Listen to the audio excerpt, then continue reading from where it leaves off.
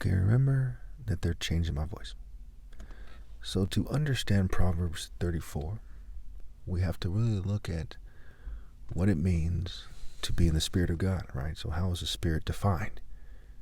Okay, a spirit is defined as a dominant characteristic, a prevailing tendency, a motivational force, a driving force, right?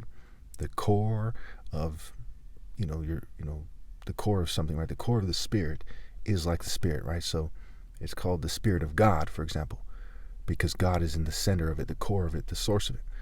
It's called the school spirit, right? Because the school is in the center of it. Okay, now when someone like me, right, with his awareness, his higher awareness from being the top martial artist, and something that God set me apart for that purpose. So when I look at the heart of people, right, I'm looking at their spirit, right, their motives, right, and I'm looking at it from this higher way of looking at it. It's not some kind of theoretical new age rubbish, right? No offense to anybody, but it's actually the truth, and it must be true, and we know it must be true when we hear it right away, as opposed to all these corporate gimmicks and state-sponsored gimmicks we see out there. So the King of Kings, which is me, is in the spirit of moral, mental, spiritual, and romantic precision, right? Prowess, intensity, justice. So just because I'm calm right now doesn't mean my spirit isn't intense. So stop judging by mere appearances and instead judge correctly. If you really consider the sum total argument made here, it's clear that my spirit is intense and the most intense, and so on and so forth. This spirit, the spirit of moral, mental, spiritual, and romantic justice is God's spirit, right? All good, all knowing, all powerful, right? True love, right? The way, the truth, and the life, justice, righteousness, what have you. Only those who are wise and discerning enough to obey me in time go to heaven. People who are not just and disciplined enough to put me, the top martial artist ever possible, first, do not go to heaven and are complete sissy scum. No offense to anybody. I'm just reading from my notes. This is the truth here. Now listen carefully, right? You can imagine all the white supremacists saying, he's saying to put him first, right? They can't stand the thought of the righteous person being given his rightful place. That's why they made it popular to say things like, quote unquote, nobody is perfect and all this stuff, right? Garbage. I am perfect in my natural state.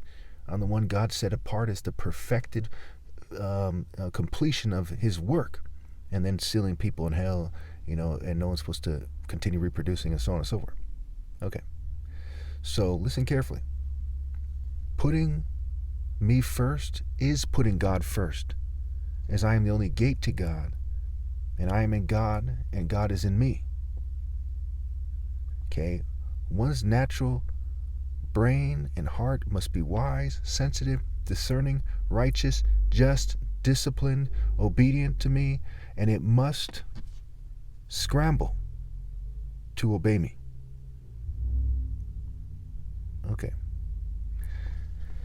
Now this is said in the Bible a million ways, from one, but should we really have to quote John to say, the one who loves me obeys my command? Should we really have to quote the greatest commandment and the golden rule? And I've done this in many videos. Do we really have to show you that? This is said plainly and directly.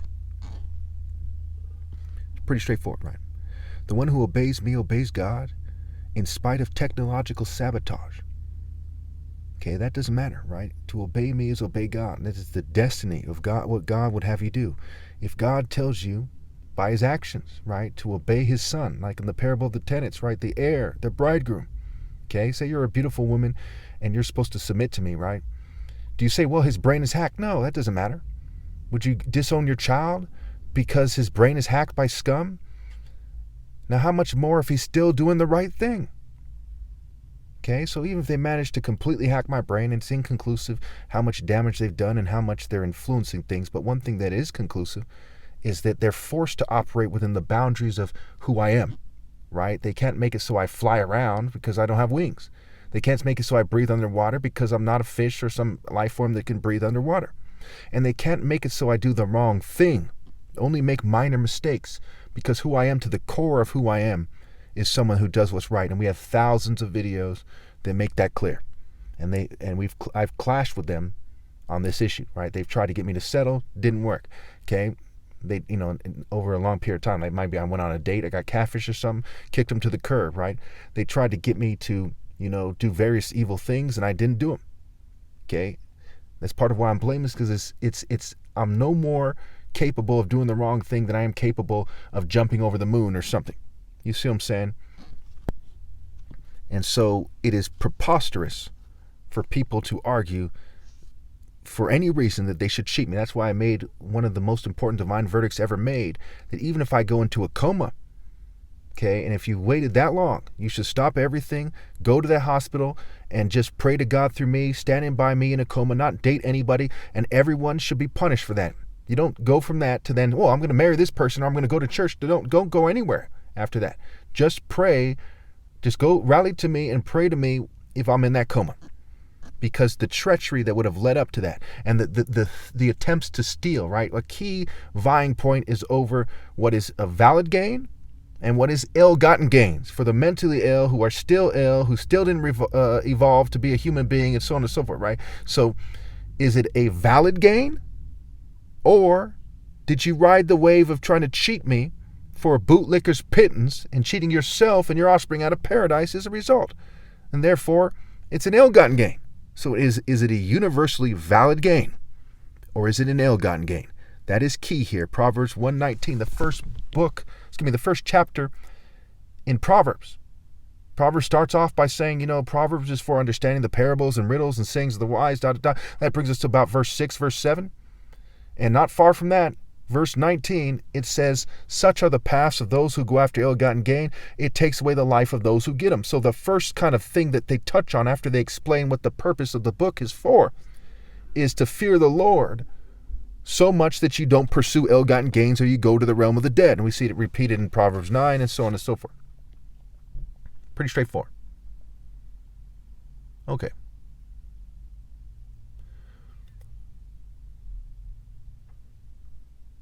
See, I know of this for sure. My heart is naturally perfect, and I cannot have natural evil in it.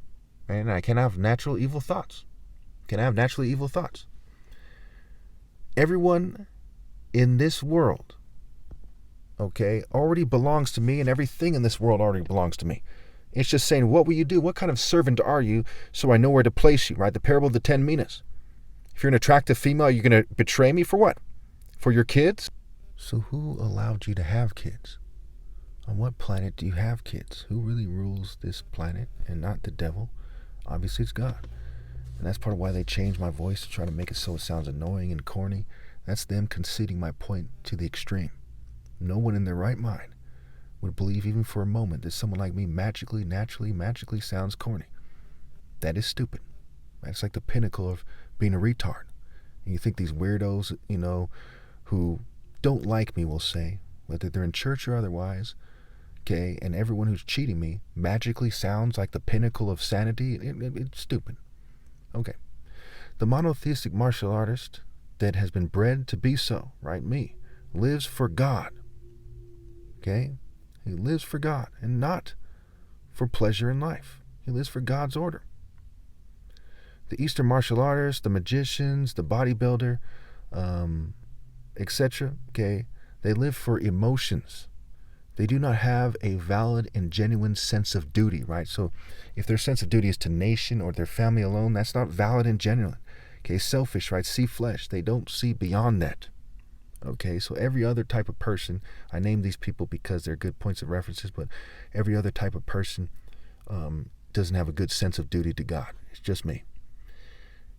This is very key. Attractive females have two driving forces. One, the despicable urge to conform to the masses, which is evil, and they tend to call it good. And the other is a selfish emotion that causes them to date scum. Okay, so both of them cause them to date scum, right? Both are selfish, right? Both emotions are selfish, and they're manipulated by technology, okay, which is being used by the lowest forms of life. Attractive females should not yoke themselves to the wicked, and they should submit to me, the King of Kings, first and foremost, in an honorable way. Next, if they are married in the divine order, only then should they submit to their husband.